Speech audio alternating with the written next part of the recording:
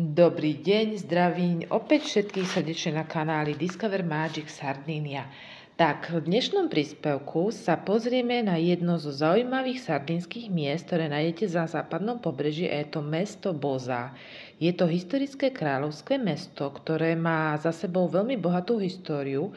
Keď prichádzate do mesta z južnej strany, tak sa vám naskytne takýto krásny výhľad na panorámu aj na hrad, ktorý panuje mestu. A tí, čo budete prichádzať od Algera, tak môžete zažiť krásnu cestu. Vidíte na mapke hore Algero, tá hviezdička žltá, a dole, úplne dole je mesto Boza. Takže cesta do Bozy je veľmi panoramatická a prichádzať môžete z tej južnej strany po takomto historickom moste, ktorý bol postavený v 18. storočí ako náhrada za drevený most. A je veľmi tradičný a malebný a taký užší, takže aj príchod do mesta má svoju atmosféru. A most vlastne spája dva brehy, pretože mesto je zaujímavé tým, že je to jedno z mála miest, ktorým preteká rieka, ktorá je splavná, čo nie je úplne typické pre Sardíniu, keďže vieme, že sme blízko Afriky a sladká voda je tu vzácna. Takže Boza patrí medzi mesta, ktoré majú vlastne rieku, ktorá je plná aj sladkej vody a ktorá sa vlieva potom do mora. Takže tiež taká zaujímavosť, čo sa týka mesta Bozy. Boza má veľmi bohatú históriu. Vznik mesta sa datuje už do obdobia pred 1000 rokmi a viac. Ako vidíte aj teraz, tak dominuje mestu hrad, ktorý založili Sardínčania, a na počesť budovania mesta ako pevnosti a obranné funkcie proti nájazdom rôznych vandalov a vlastne dobyvateľov Sardínie. A tento hrad postupne potom sa stal predmetom aj rôznych bojov o zmocnenie hradu, pričom sa dostal aj do područia Aragoncov. Tuto sme sa dostali donútra do mesta, do jednotlivých uličiek, a tu sa už vlastne ako keby približujeme cez jednu uličku, ktorá vedie na hrad. Tu vidíte tú arkádu, ktorá vlastne pokračuje ďalej a tam vlastne už sa ide cestička smerom na hrad. My sme sa na hrad teraz nedostali, pretože hrad bol zatvorený. Ak by ste chceli ísť na hrad, treba si zistiť, či je hrad zatvorený, alebo teda či nie je zatvorený, alebo či je otvorený, pretože závisí to od rôznych skutočností. Tuto vidíme tiež náhľad na ten prechod smerom už na cestu smerom na hrad. Tie uličky sú veľmi pekné, farebné, tie steny tých domov. Obyvatelia sa snažia vlastne tú Bozu mať naozaj takú upravenú. Toto som natáčala, keď bol v podstate ešte taký čas siesty, kvázi končiacej sa pred západom slnka.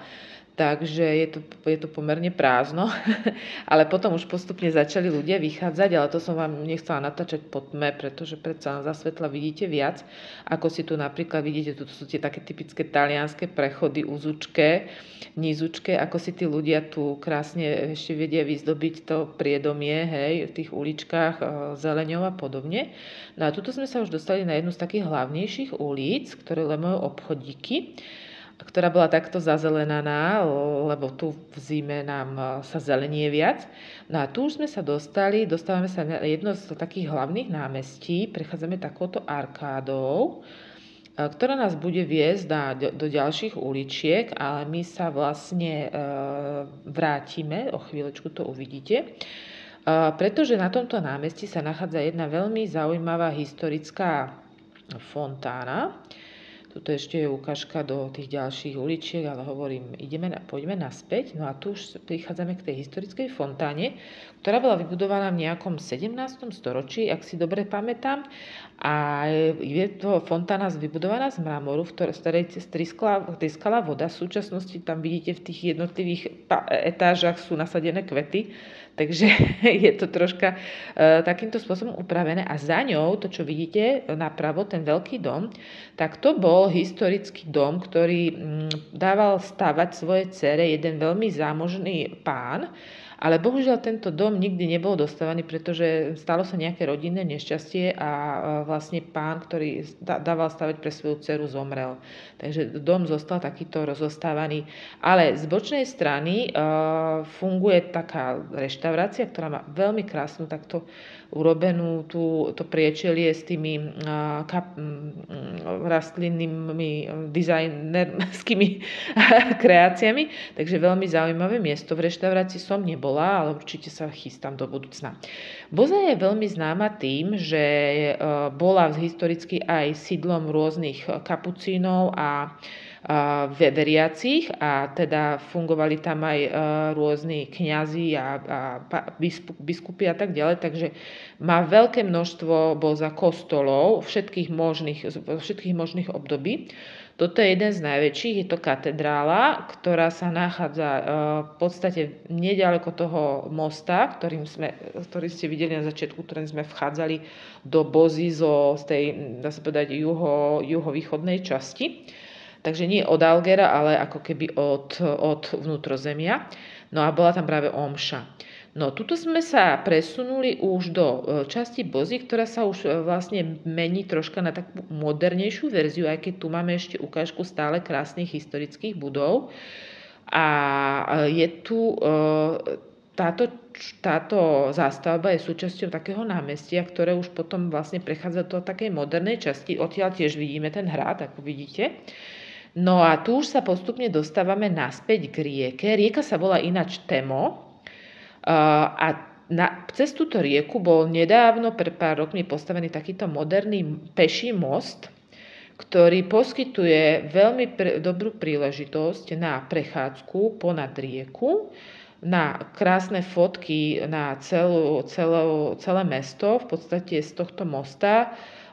Ideálne samozrejme, keď je to zafarbené takto, ako som to stihla ja pri západe slnka. Takže most je takto krásne nasvietený. Tuto napravo, čo teraz vlastne vidíte, tak to je rieka, ktorá ďalej pokračuje ústí do mora a tam je vlastne západ slnka nad morom.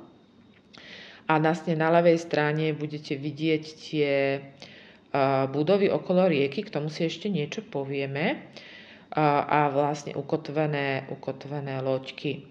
Tuto už vlastne prechádzame po tom moste. Už sme v podstate takmer na vrchole toho mostika. Je to také podobné, ak poznáte v Devínskej Novej Vsi, ten most, čo vedie do Schlosshofu, tak tiež má taký tvar, že sa vlastne taký vrcholí a potom zase to ide dole. Tam vidíte vzadu ten historický most a zase aj ten hrad, ktorý je nasvietený krásne ako dominanta nad tým mestom. Ináč to mesto je zaujímavé tým, že je položené, že sa nachádza medzi kopcami. Takže prevýšenie okolo mesta v prírody je až 700-800 metrov, 0 metrov na mori, na pláži a potom vlastne okolité kopce. Takže je to vlastne mesto medzi kopcami v kopcovitom teréne v ústí rieky. Takže o to je to zaujímavejšie a raritnejšie, hlavne čo sa týka Sardinie. No a tu už máme takúto fotku naspäť, keď už sa vraciate cez most. Ináč vlastne, keď sa ide cez tento peší most, tak sa dostanete na druhú stranu rieky, kde sú budovy, ktoré sme videli v tom úvodnom videu, keď sme prišli do Bozy. A tieto budovy, vidíte, že sú veľmi podobné. Sú to historické budovy, ktoré kedysi slúžili ako garbiárne. To znamená, že v nich Sardinčania spracovávali kožu a výrobky z nej.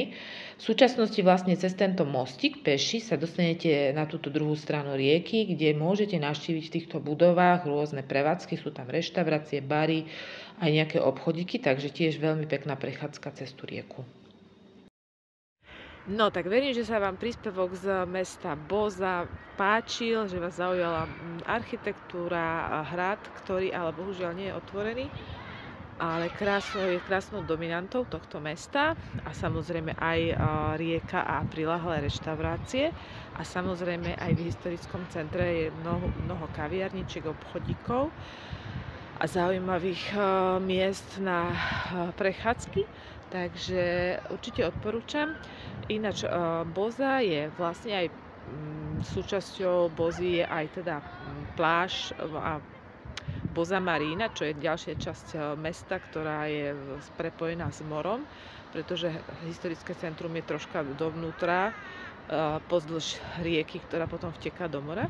Takže keď budete prechádzať Bozou, tak aby sa vám nestalo to, čo sa stalo mne, keď som prvýkrát prišla do Bozy, tak som vlastne objavila len Boza Marina a mala som pocit niekoľko rokov, že to je všetko, čo Boza vlastne má. Až potom po nejakom čase som sa dozvedela, že je treba, keď idete od Algera, keď idete po pobreží, tak je treba, keď chádzate do Bozy, odbočiť smerom k rieke doľava a dostanete sa do historickej časti Bozy. A doprava je v podstate, alebo rovno je Boza Marina, to znamená cesta pozdĺž pobrežia. Takže to len taký tip na záver.